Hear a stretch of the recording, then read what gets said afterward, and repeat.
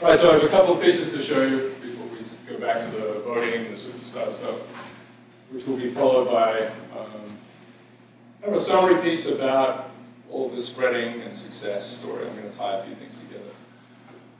It's basically the talk I gave at TEDx last October, but it does, you know, that forced me to put a lot of things together, and I think it's a good story. And then I want to talk about happiness, so we're going to have a piece on that, probably Thursday, and then we'll have what I call the big story to finish on Tuesday. So, which will sort of try to tie a whole bunch of things together about complexity. So this story, so Boston, right, last week. So this, there's been a lot of things coming out of academia about it, I suppose, but this is one thing that's got a lot of press. So it's about a search where people had to, or groups had to find, it's not very easy to see it here. So the challenge was to find 5 individuals in 5 different cities, and the only thing was that they had a picture of the person, mugshot, and they knew the city the person was in, and they'd be wearing a T-shirt during the event, which had a logo, which is kind of like a little rubber with a sack on the back, you know. So you could, you know, it was just a T-shirt. But it didn't say this is part of this competition. It didn't have like a little web, you know, like a little, what do you call those things that you click on with your smartphone. So if you were in the game, you didn't know what that was, right? It's just some ironic T-shirt. Would have been bad in Brooklyn. Anyway, so these guys from MIT solved it, and it was built in. It follows on from the Red Balloon Challenge, which follows on from our work on small world. So, so this paper appeared over the weekend, and it's about this issue of whether you can get people to find people, things, whatever it is. Could be, you know, could be solutions to problems in a very time-crunched situation. And so the story is yes. So, and people still do this targeting thing, right? Which is to say that given that you're trying to find a particular thing, you really use information about that thing. You don't just, it's not just scattershot. You don't just sort of broadcast it to the world. So that fits in with what we found with the small world story years ago.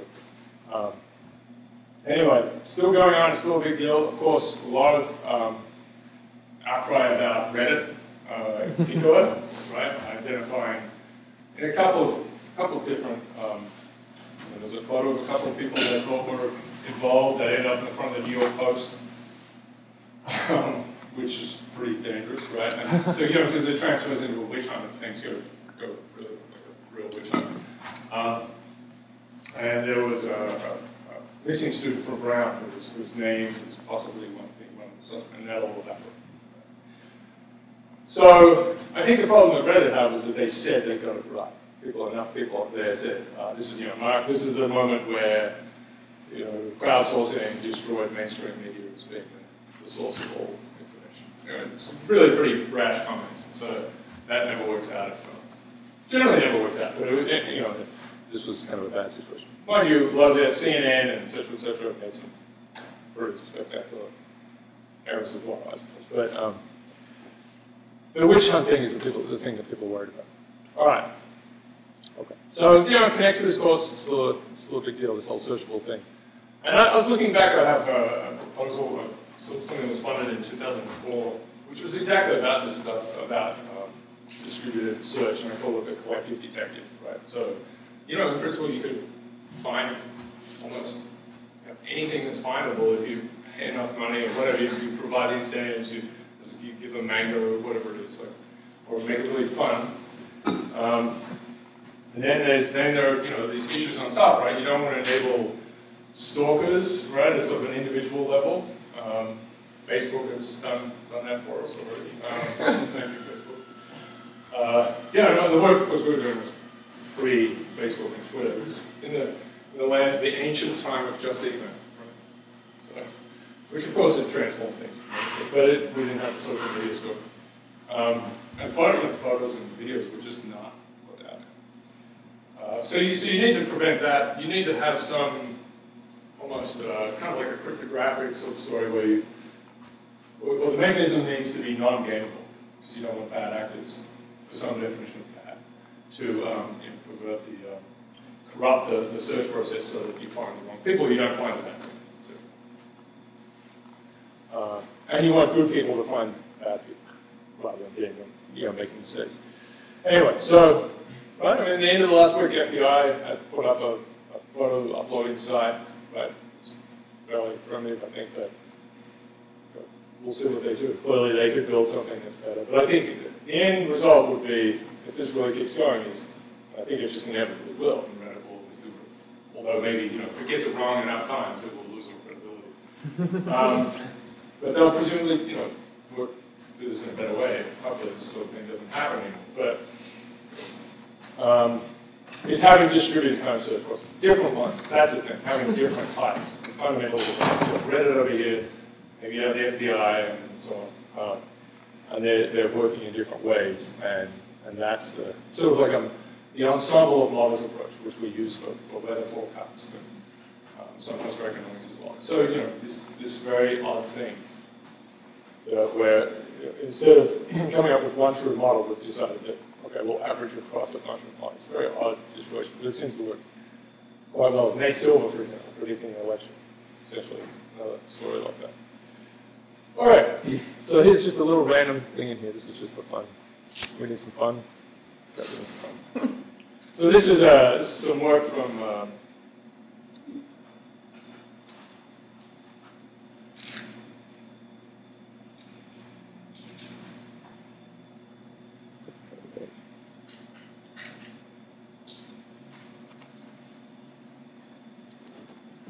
maybe it's sad.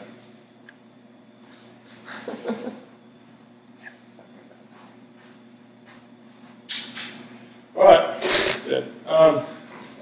So I have to hold it because I'll talk about it. Let's see. So this is a paper from 2008, and well, this is a theory, but the interesting thing is it's based on self-report. We're looking at these so-called five dimensions of personality. Right? So people have come up with these various things. So for emotion, it's different. We have happiness, sadness, fear, anger. I always want to say guilt. And what else is there? There's surprise. There's always the element of surprise. And there's a sixth one, which is escaping. So this is about personality. So degree to which people are extroverted, they're agreeable, conscientious, neurotic, and open. And so there's this sort of finding from psychology that this is a reasonable, obviously this could be evolved, but it's sometimes called the ocean model, because people love these things. This is a reasonable representation of, sort of a broad view of personality. So, widely accepted, it's not universally accepted. Okay. The five-factor model. So it's self-reported data, but this is just for fun. So this is agreeableness. And they'll be quite different, actually. So, the top ones are in dark. So Vermont does quite well there, which is different, quite different to neighboring states. So a little bit of the Midwest, right, but then also into the South. This is conscientiousness, which is kind of interesting. This is, of course, what people say, so you want to see what they do. Get the Southwest here a little more, and it's not so good here in Louisiana, but locals for New England, I have to say. Extraversion. Does this make sense to people? It's kind of funny, but I mean, you'd think this would be all pretty popped up. Maine, for some reason, is I'm going to talk all the time. Minnesota, too, it doesn't strike me as extrovert. Minnesotans, right? I mean, no, it's sort of Fargo, right? People are all the Lutherans. I mean, this is Lake Wobegon. Yeah? Right. I don't know. So you want to see what people are like. This is openness. Well, that seems to make, so this is a different kind of efficiency. That's the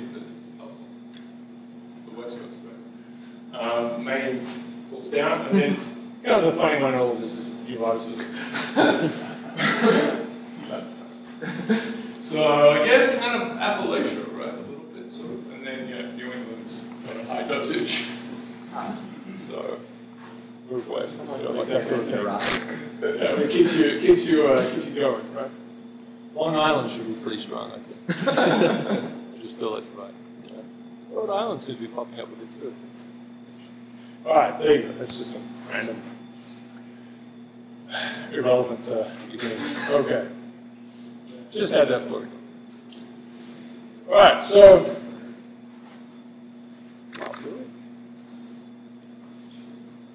that's just disappointing. Oh.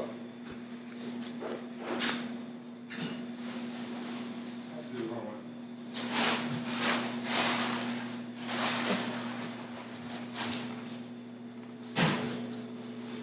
All right, let me mess around with objects.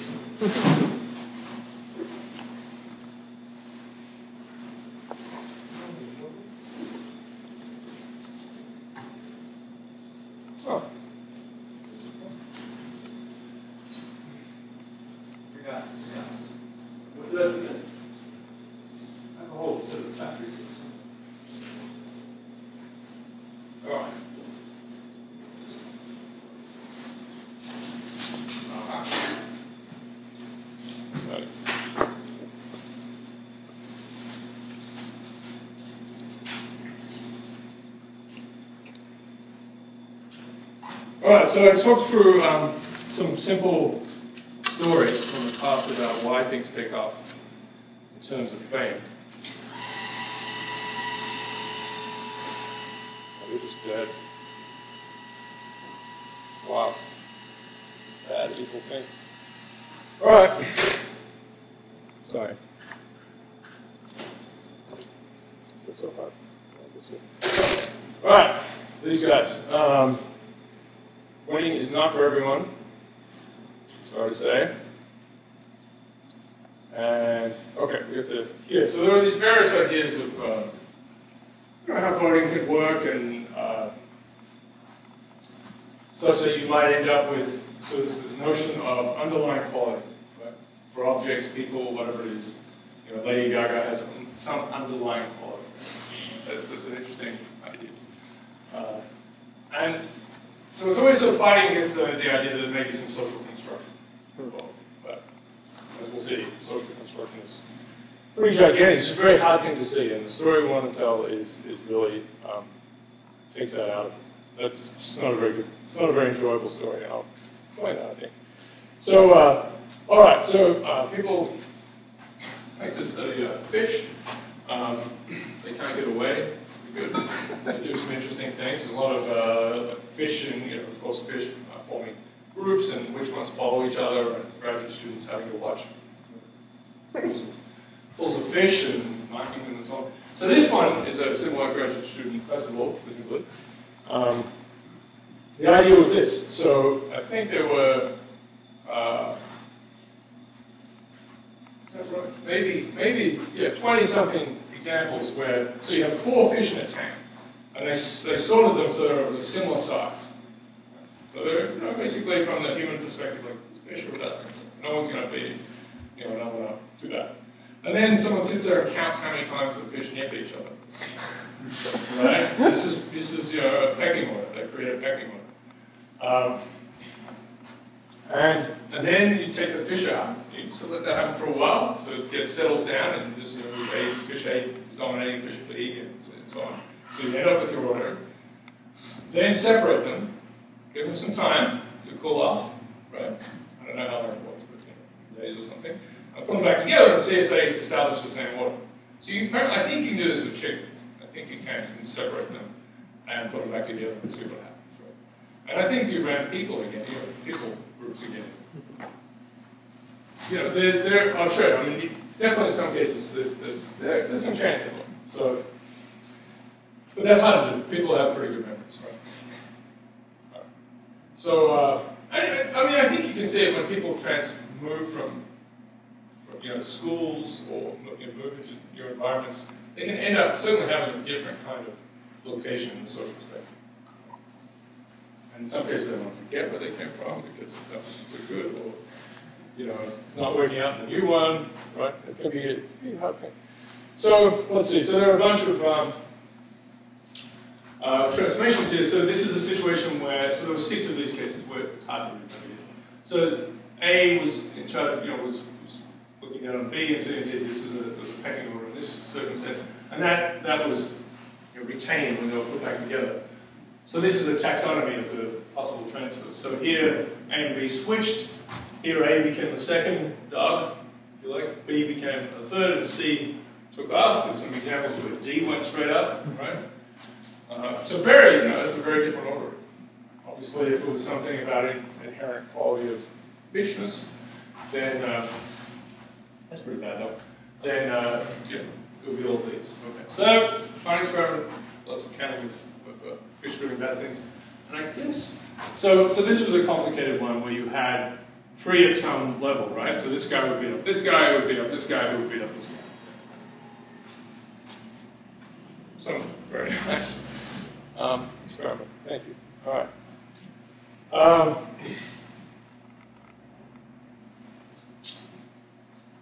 Yeah, we don't have to worry about that. That's all right. That's okay. So you get the point. That, you can reproduce these. So I want to tell you about this experiment, and then I'll tie it into the spreading stuff as well. All right. So this appeared in Science in 2006. Matt's Organics, the lead author. He's at Princeton now in sociology. So he's an actual sociologist. He worked with us. So how probable is the society that we live in, right? So if you run it again, you'll get the same thing. And obviously, there's some rare, weird things that happen. You could look at it. Can we quantify this in any way? So this is an experiment. There are 48 songs that so Matt assembled those from not a very well-known MP3 site at the time, and it was just a place that people would put up their songs. They were recording them at home. Some were kind of okay. I mean, some people had some stuff, and they were recording reasonably. Like the garage was really set up pretty well. And you would see, as someone who came to this experiment, you would see kind of a jukebox thing, and I'll show you on the next page. But there'd be the band name, the song title, the number of times it's being downloaded. Right? And we'll play with this a little bit. So that's basically what you saw. When you click on it, a little player would come up, and you could listen to the music, and if you liked it, you could download it for free. Right? So bands were happy with that. It was just one song per band. So a few things to explain. So here's the kind of the conundrum at the start of all this is you have superstars that absolutely dominate fields, right? Harry Potter is gigantic, and so on. And these things are huge, the ones that take off. Singers and so on. So, but why are they? But they're very unpredictable, right? I mean, editors fail all the time, and people looking for talent. I mean, it's not that they're absolutely awful, right? They're not just a complete trick, but there are a lot of failures. So it's not an easy thing to predict. So why can't you just look at the inherent qualities and figure it out? And certainly there are many efforts to measure. So you come up with your new song, and you can hand it off to a company who will analyze it. They'll roll out the fast Fourier transforms and final list. Just trying to see if this thing has some patterns that they claim will help it succeed. And maybe there's something. And people, I've said this, I guess people will take apart movies and see how they're structured and tell you that this one's going to work on it. But movies, another great example. So what we did to kind of examine, to get at this, was to present people with these songs, and that's the game. All they're doing is listening, and they can download. And we ask them questions about themselves, of course, as well. And really, I don't think anyone had heard of these songs. They're very obscure. But there were 9. So let's start with this first example. There were 9 worlds, right? So you come in, you sign up, and you put in, and you don't know this, but you put into one of these worlds. And one of these worlds is independent of your interactions. You don't see what anyone else has done. Right? So we call it the independent condition. You don't see downloads. There are no downloads. You just have a jukebox thing in front of you. You click on things. If you like it, you download it. You play with it as much as you want. That's it.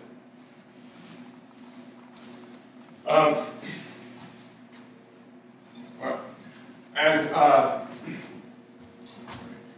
yeah. So then there are 8 parallel worlds that where simply we just have downloads. So you see what people have done before. And then we'll vary that a little bit. But that's the idea. So we have these different ones. So if it is,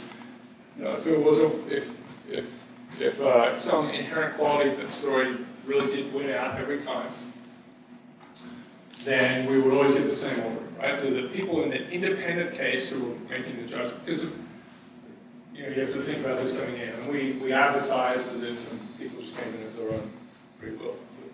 So, and we actually also sent emails to all the people from the small world experiment, about 100,000 people there, and a bunch of those people came in as well.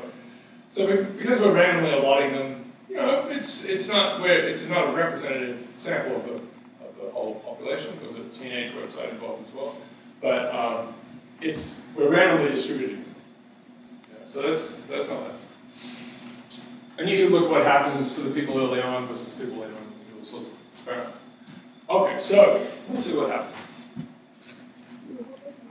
Okay. So sad.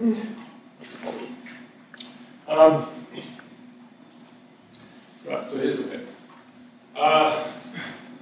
So this is the first setup. So there are 3 by 16. It fit pretty well on the screen, and you see you would have to scroll down.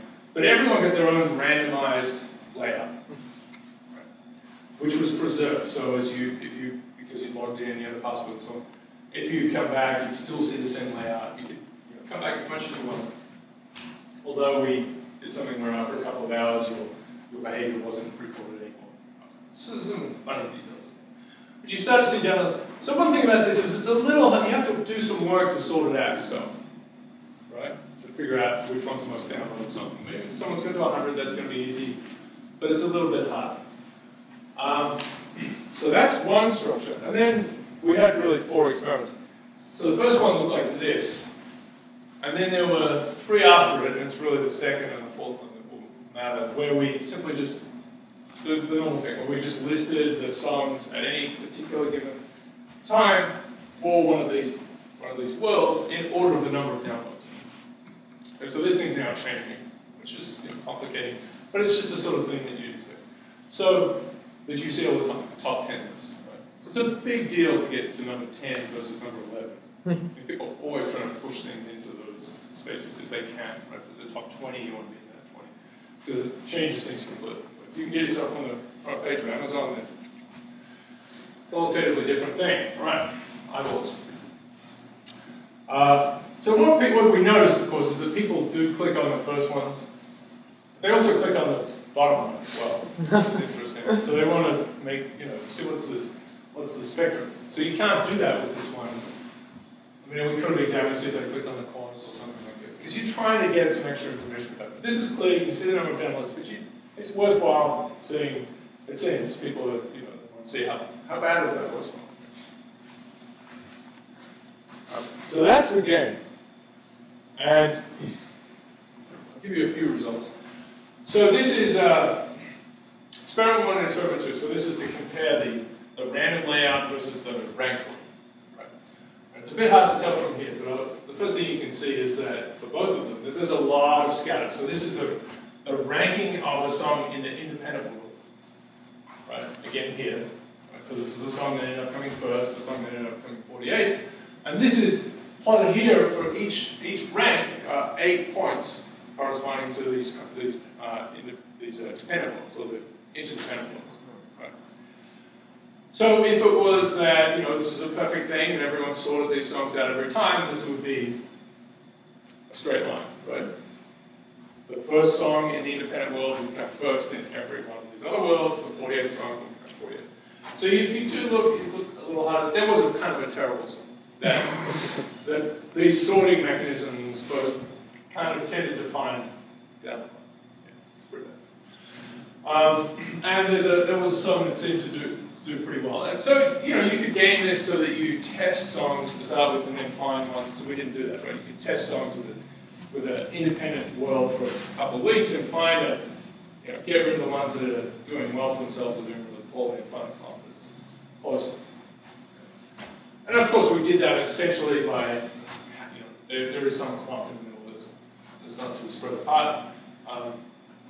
But you see this scattering, right? We're down here in the 40s, and you've got songs that in some worlds have come the top 15. There's a song that came 40th in one world, and first in another. I think it's this one. Right? So this one came first in one experiment, and as low as 40, I believe, in one of them. So huge ranges. So that's unsettling from a marketing point of view, I should think. Right? I mean, there is one big upshot to this, but it's kind of bad, right? It also allows you to tell a story that if you didn't succeed, that just luck. Now, what's hard to tell about this is these are different. These are different results. They're statistically different. So let's get to that in a second. I'm not going to worry about this. The final number of downloads, there's some variability. I mean, I guess there's some point to say. So this is the market share, and the independent world, again, there are 8 points for each one of these, corresponding to the interdependent ones, so they're all fit for them. But you can see that there's 0.2 and 0.2, right? So these are the same axes, which is the right thing to do. This is more of a spread here. The song that the better songs up here, the ones that were judged to be a bit better in the independent world, tend to do better for themselves overall. So, where people are following each other. So it's not a complete runaway success, right? This is a small situation. But definitely there's more success here, there's more individual success to the ones that win, meaning that these guys lose more impressively. The magic stick. Alright, so lots of things you can measure, and there are a couple that we use. So one is the Gini coefficient. So if you look at this thing, so you can see it's about the difference in the market share between worlds, right? So it's an inequality thing. So if you have a world where there's one song that everyone listens to and 0 for everyone else, right? Then that's the most unequal situation according to this measure. You get a 1 for 2 loves. This is probably okay. So that's me. Okay, so yeah. So it's 1 if it's completely unequal in the sense that you have everyone losing except for 1 winner, and if everyone has the same, which is what Obama wants, then we have you'll get a 0. It's just what I read in there. Okay. So you average over this thing. So Gini coefficient, right? So it's bigger if it's more unequal. And so this is used to measure the inequality of countries and wealth and so on. As the US is the same as Venezuela. It's a funny. Sweden has the lowest. Those funny Scandinavian countries have the lowest numbers. People argue about whether it's good or bad, right? But it's a nice way to basically take often Powerball size distributions, which you guys know all about, and turn it into one number, which is a bit dangerous. But it's helpful. It gives you something. So, all right. So what's going on? So this is the first experiment. This is the Gini coefficient for the independent world, and these are the 8 parallel ones that are interdependent. And so in every case, they have a higher Gini coefficient. Right? That's the system. So they're all more uneven, more uneven. It's hard to see from those pictures. When we went to the independent world, and this is, the ranked version, the independent world in that case has this is just sort of they're both independent cases. There's nothing that's really. That's an interesting case. Just people are now seeing them. They're seeing it laid out. They're not seeing them. They're not seeing it. So this is just how it turned out. The fact that this is smaller is something of a quirk for the people involved, but much more uneven, right? In the worlds where people are following each other, right? So the Gini coefficient goes up. It's larger in every single case than it is in the random presentation version. So what's going on? So this is kind of a funny result. So this is becoming more of the runaway success story. We're getting at that aspect of superstardom, and what you can start to see, right, is we've changed the social signal. The social signal, when we have it all laid out, is harder to see. It's hard to see what other people are doing. When it's ranked in a clear way, we've dialed it up. So it's a way of, it's just sort of 2 points on some sort of spectrum, but we've just shifted the social strength, the social signal strength. And that leads to greater inequality. That's the story. So this is fair enough. The more people watch each other, the more people are taking information from each other, the more unequal systems are. And that sort of comports, that seems very reasonable. Right? So it's a bad thing for markets. right? When people are copying each other, that's a bad story. You want people to at least bring enough independent kind of story to it that the things balance out, and you want all the maniacs to neutralize each other. So here's another funny measure, it's unpredictability. So now we're looking across worlds, and this is given the ordering in one world and orderings in other worlds. So how similar are the rankings? Right. So you could have essentially, right. So you could have you could have the Gini coefficient sort of vary in different ways, but the unpredictability might. It could actually go down, right? So it could become more predictable. It could be that the world becomes more unequal. Like you get this, they're following each other more unequal. But it's still actually, in fact, better correlated with the underlying ranking that's being given by the independent world. So that's possible. Right? It's also possible that it becomes more muddled. And so what we see, in fact, is that that's true. That it's the latter story. So the independent world is what we do with the independent world is broken into two pieces to see how they compare. So you can do that, right? Because they're not, no one's following each other there. Break into two pieces in different ways and get some idea of whether they're predictable to each other. But unpredictability goes up as we dial up this social system. Okay. So it's more unequal, but it's less predictable. So it's getting this flavor of the weirdness of this problem that people have in marketing, in all sorts of, not just selling evil products, but in selling ideas that are supposed to help the public, whatever it is, education. So that's the summary of these pieces. We have, as we turn up this social signal, right, we have greater following and greater inequality. Right, that seems fair enough. On the other hand, you get a greater unpredictability. So that's where it starts to feel a little unsettling. Is you kind of hope that, I mean, here's what happens. If you see something wins by a mile, then the natural thing to impute is that it's really good, right? Because people are making reasonable judgment.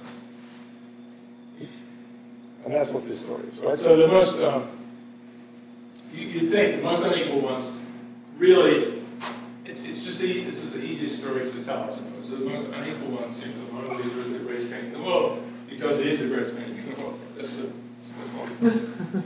But when you see something really winning by a long way, right, then I think we're probably more into this parallel size distribution story where there's growth and copying and following, some kind of mechanism in there where things are building a little too much. So, and again, that's okay. I mean, people, are very happy to read Harry Potter, right? They're very happy to do it. But if your book was just a bit better and came out at the wrong time, you might be upset about that. But the world was happy. Right? So that's just a thing to understand. The following could be behind all of these things. Especially skewed distribution. So we tell a story. All right, so I'll come back to that. All right, there's one last piece of work, and so this is published by Matt later on. We took the third experiment wasn't really an experiment we published. What we did is we let it run for a while. So that's what's going on here. And this is the number of downloads as a function of the number of people that have come in. So you see someone is doing well for itself, and sum 48 is not doing so well. And this is sum 2 and sum 47. So we let this third experiment run, and it had, what we did was we took one of these worlds that's evolving, and then switched it into it. Well, we let it keep going, and then we also made two copies of it, and then switched their orders. Right? So this is a naughty thing to do. It's a bad thing to do. So we let that world keep running, and then we take it, copy it twice, and then switch it. And no one seemed to notice this. No one complained. I don't know. Which was funny. But we thought that would. Anyway, so that didn't happen. And so that's what happened. This is an arbitrary point in time, and throw it to the environment, you can do many more things, but it takes it took a long time to put it together. So sort of a limit to what you can do. But this is one test to see what happens, to see if people can sort things out. We already know that they're not going to produce the same thing over and over again. We're going to see how bad it is if you mess with it. All right, so there's been a flip of the ordering.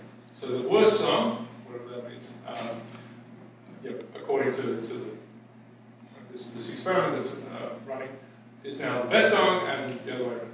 So this is the untouched experiment. Song 1 keeps traveling up. It's got a pretty linear growth. If this was a bigger system where people were following each other more and it was harder to sort things out, if you had 10,000 songs, right, then this would probably take off more and more. And song 48 continues to be pretty bad, right? But in these two flip worlds, song 48 is now doing well, right? It's actually growing linearly. I mean, it's terrible, right? But it's growing linearly. Mm-hmm. And song 1, though, song 1 is actually looks like it's going to dig its way up. I mean, there's a limit to how long it will be. But it was just, this group of 48 songs. There was one song that people generally, across all of these experiments, did seem to like reasonably well. However, if you go to the next ones down, even just the next one, so 47 is actually doing well for itself now. Right? This is where it stayed in the previous, the original experiment. And song 2, though, is doing better than song 47, but it's not pulling its way out. Right? It's it will never get sorted out by the looks of this. Right? Song 1 looks like it will get resuscitated, but song 2, no. So, whereas here's song 2 going along, song 47, again, getting that linear growth that had a very, very sluggish linear growth. Now it's doing a little bit better than it was, but it had a big jump. Right, the slope of this guy and this guy is not very different, but certainly profoundly different. So the piece to see here is they're never going to sort it out. Right? This is not. We don't expect them to come back with the same order because we know it doesn't happen in the first place. But they're not going to do a good job of getting close to that. And the overall number of downloads has gone down a lot, right? So song 1 is getting all of these downloads because there's nothing about the, as a function of people, the number of downloads is just whatever it is, right? People don't have to download anything. They hated all the songs. So this overall system is performing much worse. Right? So this is a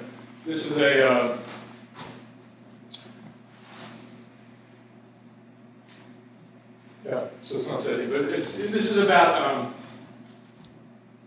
payola, right? So maybe some of you know, radio stations and so on, where people, all sorts of situations where in stores and so on, where you pay money to get your stuff in front of people. And it can be done in a fairly, upfront kind of way. Yeah, I want this shelf, and I'm going to have my stuff on that. I'm going to pay money, and that's okay.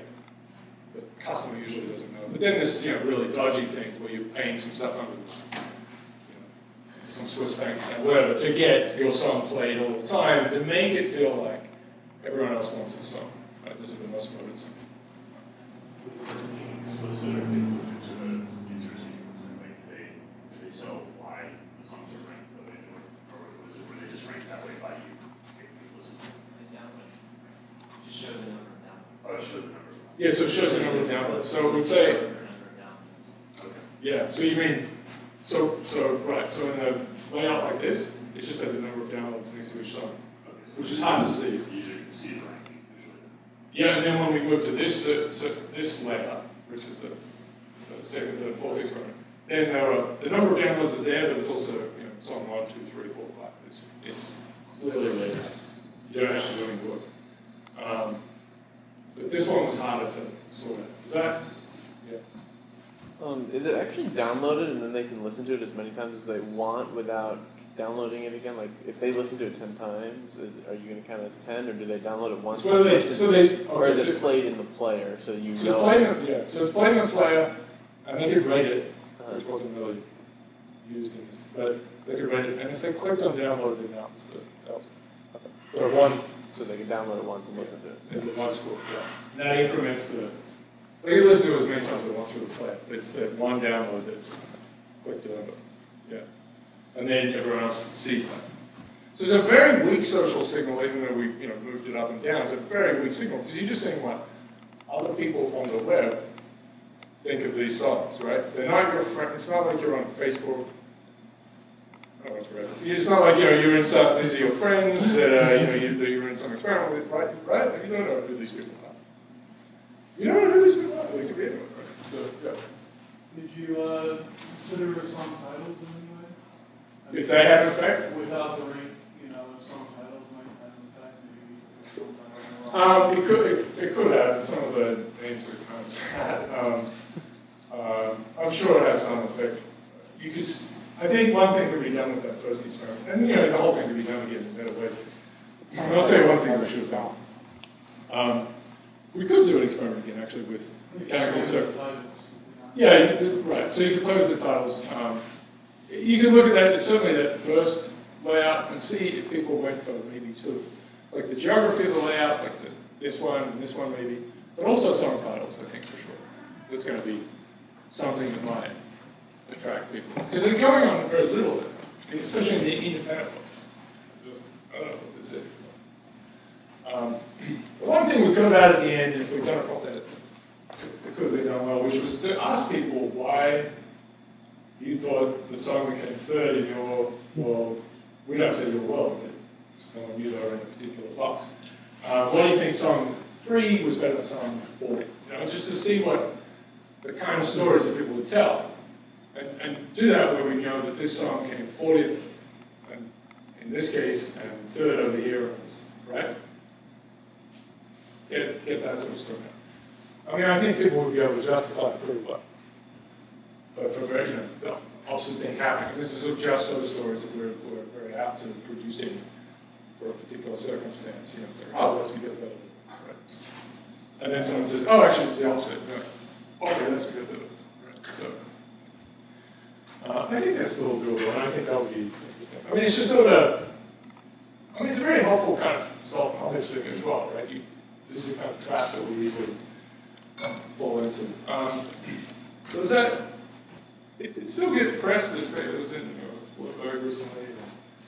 New York Times had a piece about it. Because it does, and it's well cited, it's like 500 citations on Google, but yeah, I mean, it's a solid experiment, and it starts to get at these things we just miss, right? We really miss context, we really miss social stuff we just don't pick up. And I guess that's what I want to talk about next, in the sort of summary piece, which reprises some of this, but also connects back to the let's do this. What do you think it would?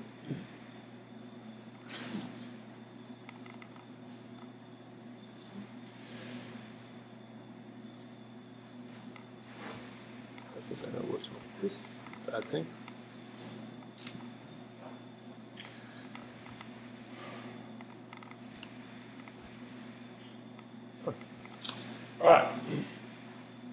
All right, so I'm going to, the piece we just talked about, I'm going to go back to the spreading stuff and container stuff. So you've seen some of these, you've seen these things, but I just want to put together in one string. All right, so we get these bad guys. So, right, this is perhaps the best example. I've talked about it, but it is the most famous painting in the world, and we always seem to, we want to, and you can readily find descriptions of why it is the best painting in the world based on its intrinsic qualities. And I mentioned the work by David Sassoon, which gets at some of the social construction. It was stolen and so on and all those things. I think so. 12, at least, was it the 13th one? It was certainly 11 editors dismissed the Harry Potter series, which obviously rather regrettable piece of history for them. But and the 12th one said okay because I think that the CEO's granddaughter thought it was kind of nice. Or at least it read something and thought it was fun. So they're like, all right, we'll publish it. And so it wasn't really. They don't have a good story either. It's not because it's like, oh, this is obviously you're going to sweep the world. He never said that. I think it was a small press. Well, anyway.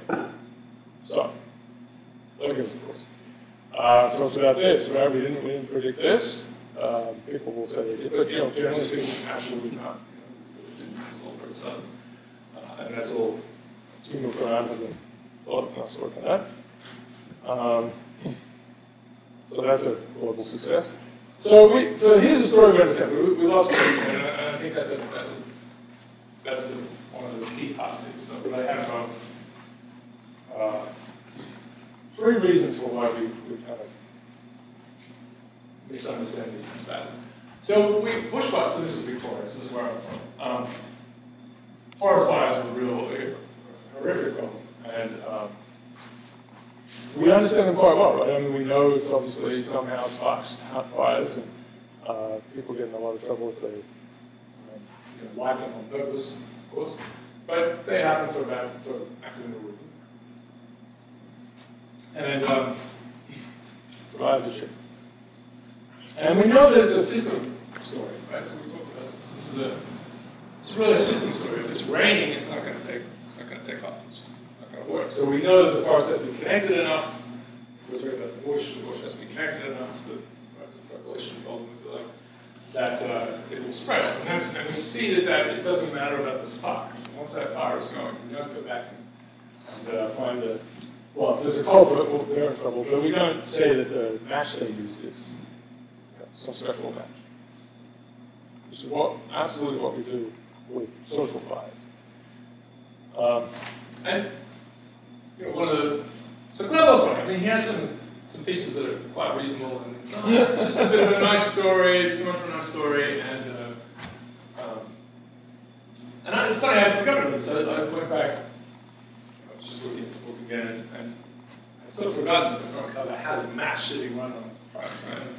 So the framing of it it's about that spark. Right? It's about the individual, in particular, the social contagion that makes things take off. And that's a real misunderstanding of how things spread. So and spreading, of course, I'm still talking about social phenomena, but of course, forest fire is a great example. Everything, in ecology and biology, there's all sorts of things that spread all the time. It's a huge, huge part of systems. This is just to throw this in here. Right, this is another story thing. So we're kind of so Armstrong's fall from grace. Look at this. It's actually written. Right? It sparked a series of events. So this fellow kind of came clean, or started to talk about how he doped and he knew Armstrong did and so on.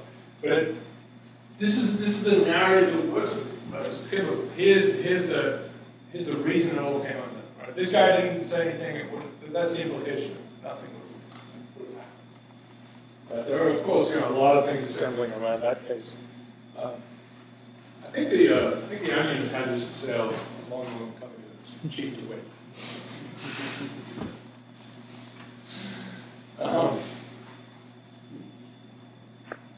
That's a good one.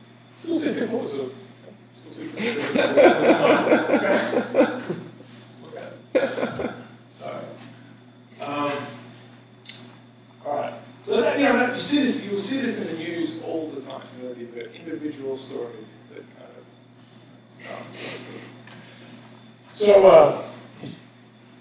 And so here it is. We're storytellers, and we really object to randomness. And when we're confronted with it, we often paste the story over the top. Right? This happened, this happened, this happened, this happened. And this is very nicely. All right. So all sports commentary is like this, and there's a little roll-over thing with that one. I'm going to have this one again later on, but because I like it so much. But basically, all financial reporting is the same. The market went up, because it's gone down. Oh, it's because coal or something, right? There's some other things in there. Obviously, Dungeons and Dragons It should be intrinsically built like this. It should be Homo teleologicus instead. Which one? Homo teleologicus. Well, teleology is the reasoning from the end result. Yes. No, it's a big. I think that's what happens, but I think we are storytelling machines, and that's And this is connected to what you're saying. So another big component that goes into it is we're storytellers, and then we're individuals, right? So we don't have good metaphors for groups. I mean, we have some, but nothing like we have for individuals. We're much easier for us to sort of try and imagine. when we talk about the president of the U.S., not now, but in general, it's always the president made this decision. The president, here's the president's plan, and it's always this framing as if the president thought of everything. And that it's a bunch of people, but it pushes you away from thinking that 400, 500,000 people were involved in assembling some document. Right? And it's just a really fun, and we do that with sports. We like to, even with team sports, we like to say, it's, Michael Jordan. They are the superstar player. That helps that story, right? It's bad. It's a little bit bad if like a true team wins. They don't have a real dominant superstar. It's just sort of, it's not as easy to sell, Or have a few superstar and their followers, right? Obviously, one of the most important treatises on religion here, Life of Brian. We're all saying we are all individuals together, if you have this. So, yes, we are all individuals. This is fun.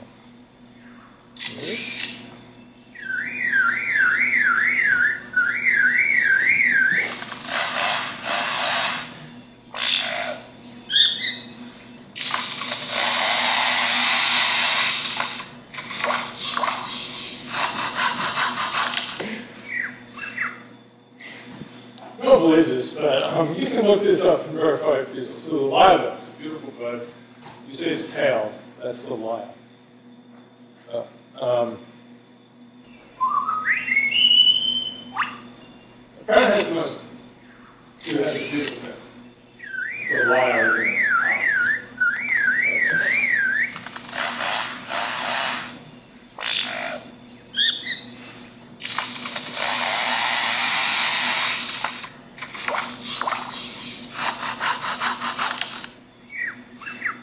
So for the songbirds, apparently it has the most complicated throat structure. And so it can imitate, this is the live bird, so it's from the bush in Australia, it can imitate anything. I'm not sure if it's very good with people, but certainly metallic noises, if you heard at the start, that was the camera shot. Yeah, and unfortunately saws. And the sound of the forest being cut down. It's real. They really do make, people come over, sort of come around a corner and they think there's going to be a factory there or something, but it's a live bird just going off. There are stories of them remembering songs and then passing them between each other. There's some guy who's playing a flute in the woods, in the bush, for a while. He used to play songs on a flute. They can actually produce two melodies at once, and overlay them, and it turned out that, they shared the song. It's still being played by lyre birds.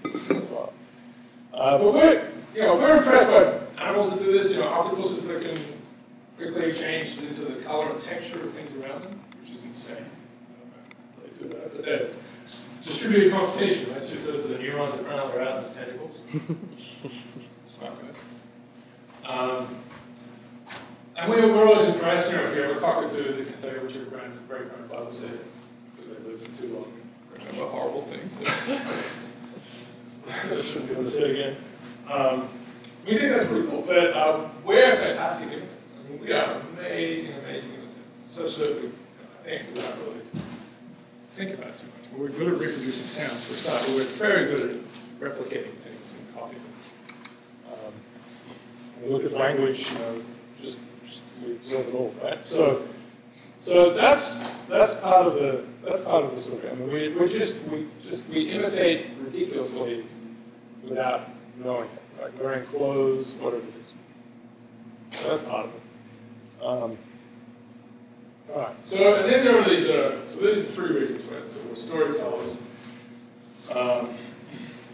We're individuals, and we focus on the individual. But when we tell stories, it's much easier for us to do that. Individuals, it's the frame of reference. It's very hard to put ourselves in the group mind. Sort of, it's hard to talk about. It's unsettling. We don't like it.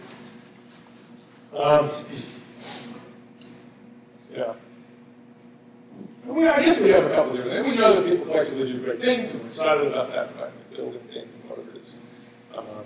team sports, maybe orchestras. So we do appreciate that, but we also have some fear of large groups of people doing bad things. Yeah. All right. So the first mistake we make, I think, is that we believe success is due to intrinsic properties, right? So it was stolen. That's part of the narrative for this thing. It was stolen. Eventually it becomes parody. It was to vandalize at some point. So you've seen these things. It's disappointingly small. Here we go, see it. So you're sort of wondering what's going on, right? And it's pretty solid pain for sure, but it's not something you can stand in front of and feel from an individual perspective that this is truly, clearly, obviously amazing. I can see what everyone else is talking about. And it's because everyone else is talking about it that you are supposed to think it's good. There's some paintings that are really hard. You can have, I think, a genuine visceral kind of like the haystacks, actually, the impressionist ones are really, truly peculiar to stand in front of because it actually feels like sunlight is just coming out of them and you could just like go into them. And they're really peculiar, amazing achievements. All right, so I've told you about this one. So this gets at the, right, it's not the intrinsic properties, right? So we just had this story. We're stronger inequality. So as you dial up the social copying, the imitation, whatever it is, why, for whatever reason you were using information from other people, it could simply be because you don't know everything, right? So it's fair enough to look at the assessments of others and take that and talk about that. So that helps explain, and you've seen this, that right, this is bad. Deceptive advertising hurts everyone because collectively things don't work out.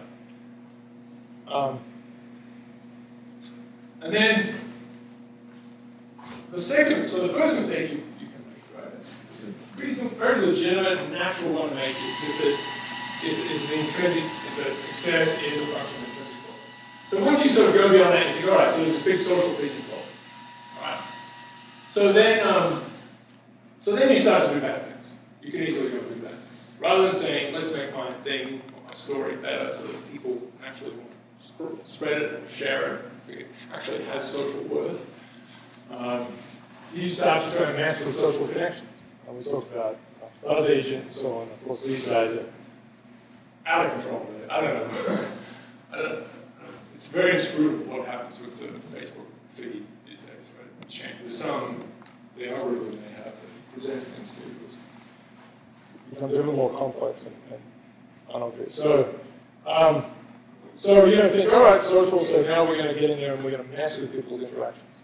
And really, what you want to do is step back. So I'll come to that.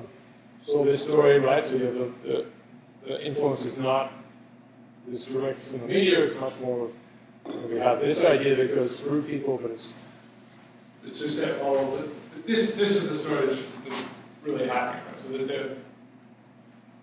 and so you're the big media thing, and now you want to get media spreading education and love and good things, right? But you've decided that to make that thing spread, make love spread, you've got to go out there and get those people to share the love, right? So, and you're going to tell them all about it, tell them how to do it, rather than making your thing a lovable, shareable thing that people will do in some natural sense. All right, so that's this one, right? So spreading when it works best, when you have to trust people. I mean, it is about social networks that build out trust, right? So the more you try and get into those things and mess with those interactions, the more you break down the fabric of what's doing a good thing for you. And so what you need to do is understand that out in the social wire, called the social wire, that whatever it is, the message or whatever it is, the thing that's being moved around has to be something that the people get benefit from receiving and sharing. Right? So a joke is a good example. Right? You laugh and then you make other people laugh. Right? So you want to pass And some things just get in with you. You laugh, but it's rude, so you're going to tell anyone or whatever it is. But some, it has a limit. So there are things that spread quickly, and this is where you can be disappointed about people. Octopuses, when they take over the world, will do this. I mean, this is an interesting thing because it's quite complicated, but people just spread it around. Obviously, these are somewhat serious subjects, cute pictures, and BuzzFeed sort of, has, they're going to have their ups and downs, but they captured this quite well with all of these stories, right? So they end up with these 8 categories of goofballery, right? Pretty soft, weird things. But they're in the joke category. That's the point, right? They're lightweight things to spread, right? So little cute pictures. Pictures are great, of course. And they have some aspect to them. They're easy things to spread. But news is the other piece. So this is the serious thing that spreads that people really pass around. So they realize that, and that's their story. They have all, these ridiculous things that transfer all the time, which people love to spread. There's a picture of a cat, and all the things spread like cats. And look at that. And then news, right? This is Madrigal. This is an article by Madrigal. We've got some hate, but I think it touches on something I think which is quite good. So this is some measure what's called dark social, right? So there's all the sharing that's actually being measured. Well, Facebook is here, this is Twitter, some other pieces of dig alcohol. They got sold. They're relaunched. There is a dig.com. There is. It doesn't just say come back soon. Sorry, kid. I thought you were dead. But it was Reddit versus dig, right? Yeah. Reddit. So there's this. Which one? Lycom. I don't know what that is. Does anyone know what Lycom is? Lycom. Yeah, it's hacker news. Okay. So there are enough hackers to, yeah. So if you're not rich, though, I mean, it's well stumbled up, yeah, right. So there's this idea of this big, patch of not being measured. So it's about the social law, right? That you're not.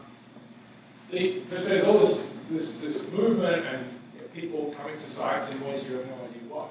So you are not controlling those. You're not controlling those values. You shouldn't be. It's the big story. And so this is my sketch of it. This is the real dark social, and this is the measurable. I mean, because people talk. Actually, humans talk to each other.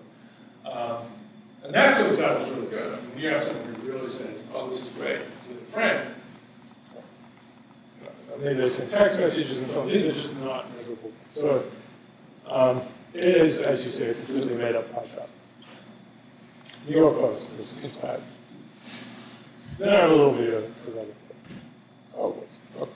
So this is my plan for all advertising. So you're trying to spread this thing. Here's your idea, and you're trying to get these guys to spread it first. You want this one to talk about a box. It's a box. And this is what you want.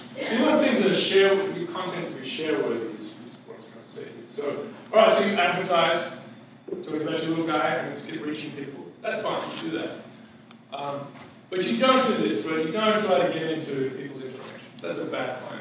And really, in the end, for all of these things, you see really the story is, this is not working. The box is not working, right? So you iterate, and hopefully you have some success. So that one took off, right? So the idea is, you just keep trying, and I think that's. I mean, it also means that people, if you got something terrible, you can just keep trying. I can't tell you not to, right? I mean, but there's definitely things that spread fantastically that just needed a lot of effort. So you have to move away from the idea that things that have intrinsic worth will just succeed. That's just not going to happen. They have to have eventually some intrinsic worth, but you have to give them a chance to take off. You open your movie in 4,000 cinemas, and it is actually terrible. But that's it. It's all over, right? Everyone comes out and says, wow. And then word of mouth just kills it, right? So, and people somewhat get away with that, maybe. But I think we're becoming more and more alert to these things as opposed to more maybe. Anyway, that's the story. It's not about, so it has to be, it is a kind of an intrinsic element to it, but it's about the, it's not just the experience that one person has, it's the experience that they're sharing.